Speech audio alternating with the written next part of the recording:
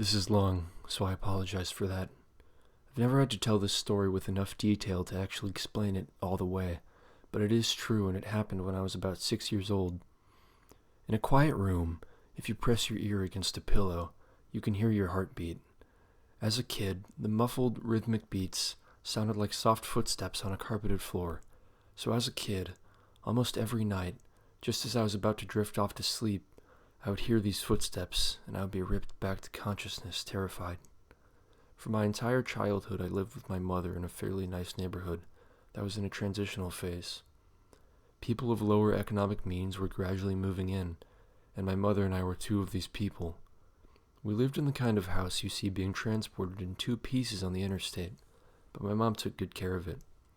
There were a lot of woods surrounding the neighborhood that I would play in and explore during the day, but at night, as things often do to a kid, they took on a more sinister feeling. This, coupled with the fact that, due to the nature of our house, there was a fairly large crawl space underneath, filled my mind with imaginary monsters and inescapable scenarios which would consume my thoughts when I was awoken by the footsteps. I told my mom about the footsteps, and she said that I was just imagining things. I persisted enough that she blasted my ears with water from a turkey baster once just to placate me, since I thought that would help. Of course it didn't. Despite all of the creepiness and footsteps, the only weird thing that ever happened to me was that every now and then I would wake up on the bottom bunk despite having gone to sleep on the top. But this wasn't really weird since I'd sometimes get up to piss or something to get something to drink and could remember just going back to sleep on the bottom bunk. I'm an only child, so it didn't matter. This would happen once or twice a week, but waking up on the bottom bunk wasn't too terrifying. But one night I didn't wake up on the bottom bunk. I had heard the footsteps, but was too far gone to be woken up by them. And when I was awoken, it wasn't from the sound of footsteps or a nightmare, but because I was cold, really cold. When I opened my eyes, I saw stars. I was in the woods. I sat up immediately and tried to figure out what was going on. I thought I was dreaming, but that didn't seem right, though neither did me being in the woods. There was a deflated pool float right in front of me, one of those ones shaped like a shark. This only added to the surreal feeling, but after a while it seemed like I just wasn't going to wake up because I wasn't asleep. I stood up to orient myself, but I didn't recognize these woods. I played in the woods by my house all the time, so I knew them really well, but if these weren't the same woods, then how could I get out? I took a step and felt a shooting pain in my foot, which knocked me back to where I'd just been laying. I had stepped on a thorn. By the light of the moon, I could see that they were everywhere. I looked at my other foot, but it was fine, and as a matter of fact, so was the rest of me. I didn't have another scratch on me, and I wasn't even that dirty. I cried for a little bit and then stood back up. I didn't know which way to go, so I just picked a direction. I resisted the urge to call out, since I wasn't sure I wanted to be found by who or what might be out there.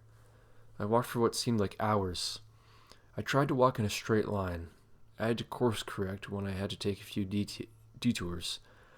But I was a kid and I was afraid. There weren't any howls or screams, and only once did I hear any noise that scared me. It sounded like a crying baby. I think now that it was just a cat, but I panicked. I ran veering in different directions to avoid big thicks of bushes and collapsed trees. And I was paying close attention to where I stepped because by that point my feet were in pretty bad shape.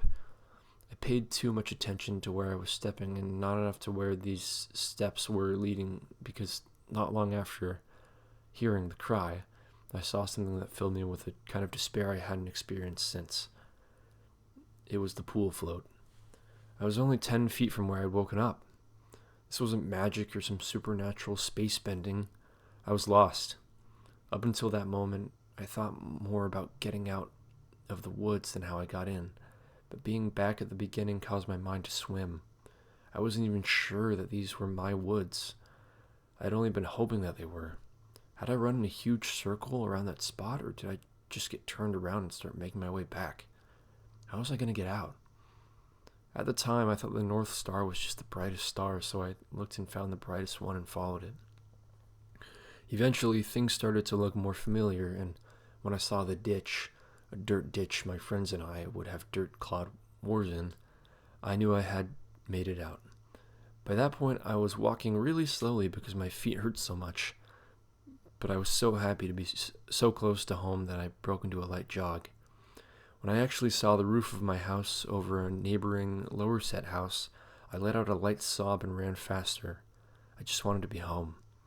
I had already decided that I wouldn't say anything because I had no idea what I could possibly say. I would get back in the house, somehow, clean up, and get in bed. My heart sunk as I rounded the corner. My house came fully into view. Every light in the house was on. I knew my mom was up, and I knew I would have to explain or try to explain where I had been. And I couldn't even figure out where to start. My run became a jog, which became a walk. I saw her silhouette through the blinds, and although I was worried about how to explain things to her, it didn't matter to me at that point. I walked up the couple of steps to the porch and put my hand on the doorknob and turned. Right before I pushed it open, 2 arms wrapped around me and pulled me back. I screamed as loud as I could, "Mom, help me, please, Mom!" The feeling of being so close to being safe and then being physically pulled away from it filled me with a kind of dread that is, even after all these years, indescribable. The door had been torn away from opened, and a flash of hope shot through my heart. But it wasn't my mom. It was a man, and he was enormous. I thrashed around and kicked at the shins of the person holding me, while also trying to get away from the person who had just come out of my house. I was scared, but I was also furious. "Let me go! Where is she? Where's my mom? What did you do to her?" As my throat stung from screaming, and I was drawing in another breath, I became aware of a sound that had been present for longer than I had perceived it. "Honey, please calm down. I've got you." It sounded like my mom. The arms loosened and set me down, and as a man approaching me blocked out the porch light with his head, I noticed his clothes. He was a cop. I turned to face the voice behind me and saw that it really was my mom. Everything was okay. I began to cry, and the 3 of us went inside. "I'm so glad you're home, sweetie. I was worried I'd never see you again." By that point, she was crying too. "I'm sorry. I don't know what happened. I just wanted to come home. I'm sorry." "That's okay. Just don't ever do that again." I'm not sure me or my shins could take it. A little laughter broke through my sobs, and I smiled a bit. "Well, I'm sorry for kicking you, but why'd you have to grab me like that?" "I was just afraid you'd run away again." I was confused. "What do you mean?" We found your note on your pillow," she said, and pointed at the piece of paper that the police officer was sliding across the table. I picked up the note and read it. It was a running away letter. It said that I was unhappy and never wanted to see her or any of my friends again. The police officer exchanged a few words with my mom on the porch while I stared at the letter. I didn't remember writing a letter. I didn't remember anything about any of this. But even if I sometimes went to the bathroom at night and didn't remember, or even if I could have gone into the woods on my own, even if all of that could have been true, the only thing I knew at that point was, this isn't how you spell my name. I didn't write this letter.